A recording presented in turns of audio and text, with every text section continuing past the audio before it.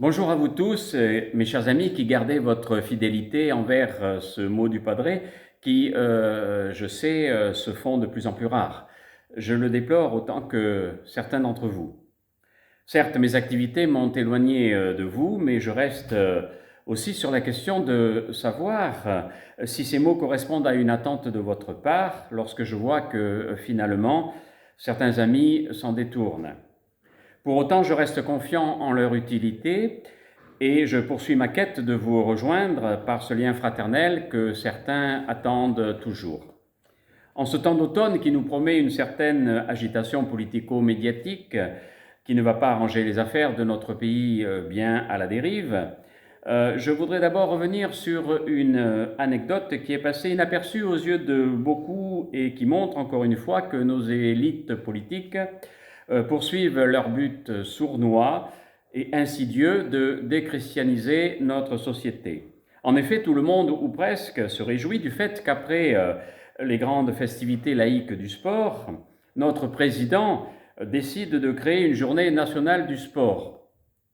Il rêve sans doute de faire comme un certain ministre de la Culture du bon temps socialiste lorsqu'a été créée la fête de la musique qui est devenue internationale et qui a donné à cet homme une certaine gloire humaine.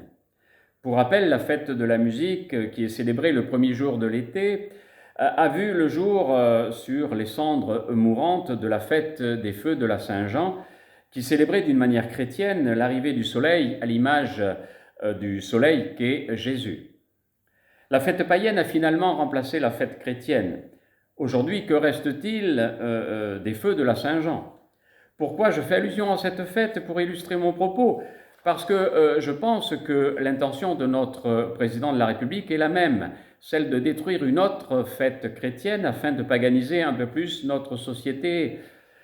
La journée nationale du sport est prévue par lui pour le 14 septembre. Or, les chrétiens, qui le sont encore un peu, savent que le 14 septembre, c'est la fête de la Croix glorieuse, qui arrive 40 jours après la fête de la Transfiguration pour clore ce que jadis on appelait le carême d'été. Non, cette date n'a pas été choisie par hasard par nos élites politiques, j'en suis persuadé. On aurait pu choisir une autre date, on ne l'a pas fait. Ainsi, M. Macron est le digne successeur de ces maîtres laïcards qui ont renié leur christianisme de jeunesse au profit d'un paganisme combatif tel qu'il fut montré à la cérémonie d'ouverture des Jeux Olympiques et qui fut érigé en victoire sociétale visible par toute la terre. Je n'ai rien contre le sport, j'ai toujours pratiqué une activité physique et j'ai même un brevet national de sport. Je suis donc tout à fait sensible au fait que le sport est une activité qui éveille le corps, l'esprit et l'âme et qu'il est nécessaire dans le cursus d'une éducation sérieuse. Le sport participe à l'équilibre humain.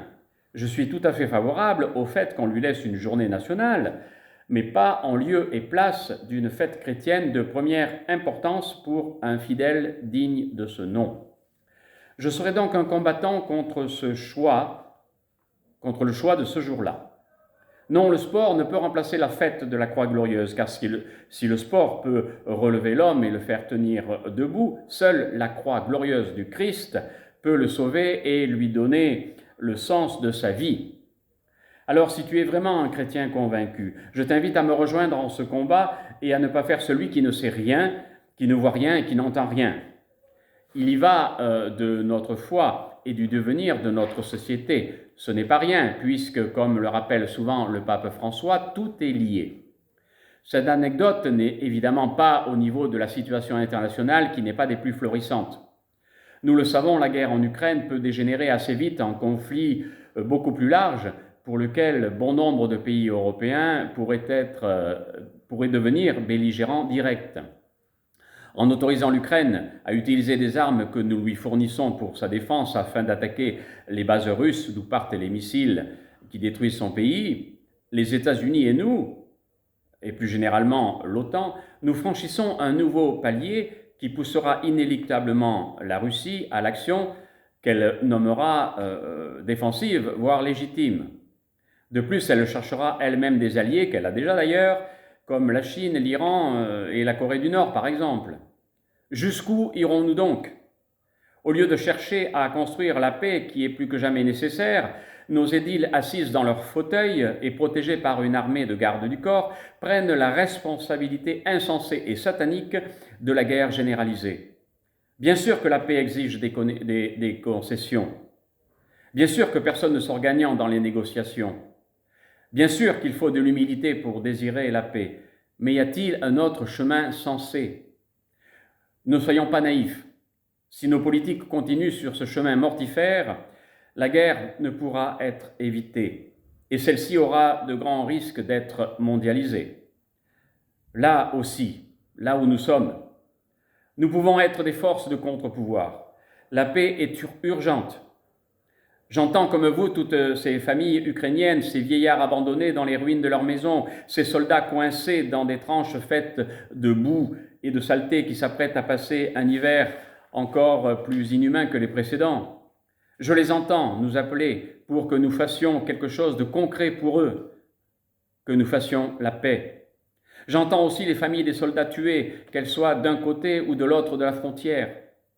Pour avoir vu sur une petite échelle, à la mesure de ma mission d'aumônier militaire, ce que les dégâts de la guerre font sur une famille qui perd un fils ou un époux soldat, je ne peux me résigner à accepter cette douleur violente, injuste et injustifiée. Je voudrais que nous soyons des milliers à ne jamais se résigner à cela. En ce temps d'automne, nous allons aussi évoquer le premier anniversaire du déclenchement de l'opération israélienne qui est menée en représailles des actions terroristes fomentées par le Hamas. Représailles en vue de récupérer les otages dont on est toujours sans nouvelles. Chaque jour, on voit que cette opération prend un peu plus d'ampleur et que sa fin n'est pas pour aujourd'hui. J'ai le bonheur de connaître Israël et le Liban.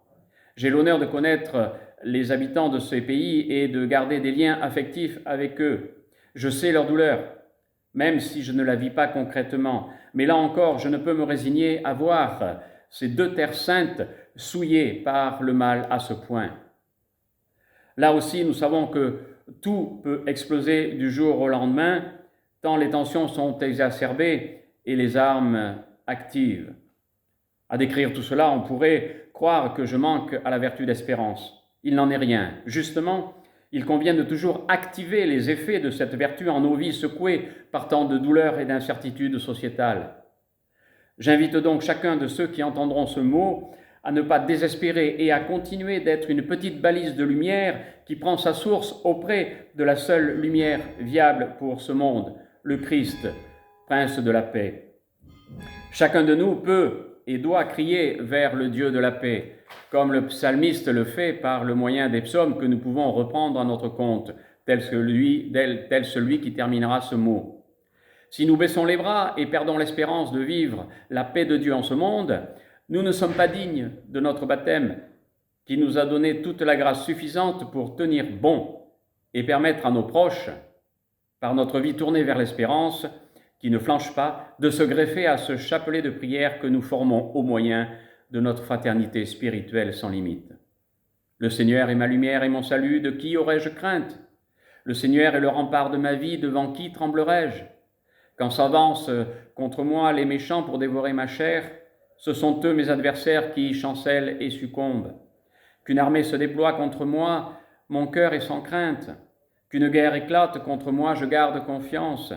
Je demande une chose au Seigneur, la seule chose que je cherche, c'est d'habiter la maison du Seigneur tous les jours de ma vie, de savourer la douceur du Seigneur pour la durée de mes jours. Car il me donne un abri au jour du malheur, sur le roc il m'élève. Maintenant, je redresse la tête sur mes ennemis et je viens offrir au Seigneur des sacrifices de louange. Je veux chanter pour mon Dieu. Écoute, Seigneur, mon cri. Pitié, réponds-moi. Enseigne-moi, Seigneur, tes voies. Conduis-moi sur les chemins de droiture. Ne me livre pas à mes adversaires. Je le crois, je verrai la bonté du Seigneur sur la terre des vivants. Espère le Seigneur, prends courage, espère le Seigneur. Amen. Alors, ensemble, gardons courage et foi en notre Dieu, et n'hésitons pas à prier pour la paix des cœurs, des âmes et des corps. Si nous ne le faisons pas, qui le fera? Merci. Que Dieu vous garde en sa paix.